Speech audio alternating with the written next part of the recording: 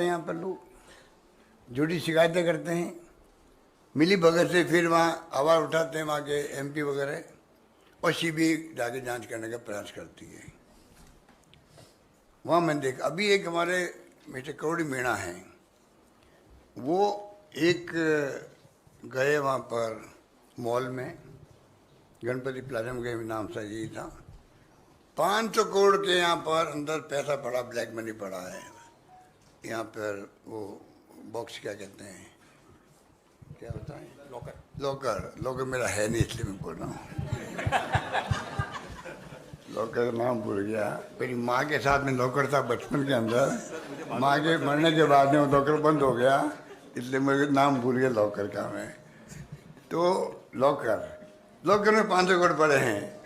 इतना भयंकर तूफान मचाया, ईडी पहुंच गई वहाँ पर। आप बताइए, एक कोई एमपी या कोई आम आदमी कहीं जाके बैठ जाए बैंक के बाहर, इसके अंदर ब्लैक मनी पड़ी है, 500 करोड़ की पड़ी है, ईडी पहुंच जाती वहाँ पर।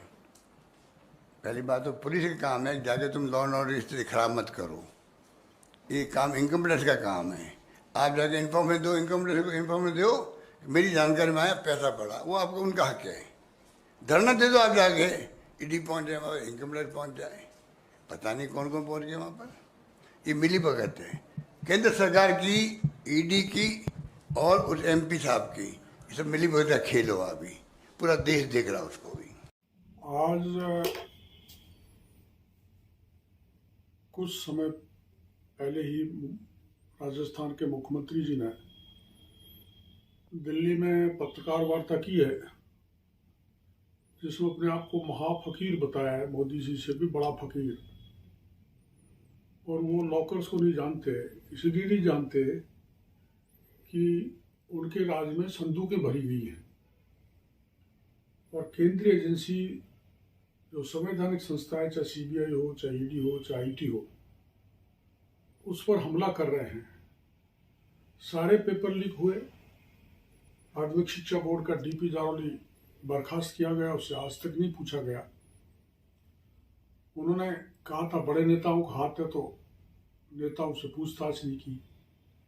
डीओआईटी में घोटाला है 3,500 करोड़ का, जो खुद मुख्यमंत्री जी ने, कई लोग जेल में हैं।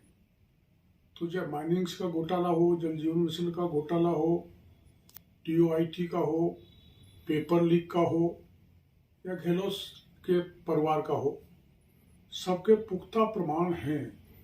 और बार बार सीबीआई से या ईडी से जांच की मांग की तो मुख्यमंत्री जी ने उसको उचित नहीं समझा।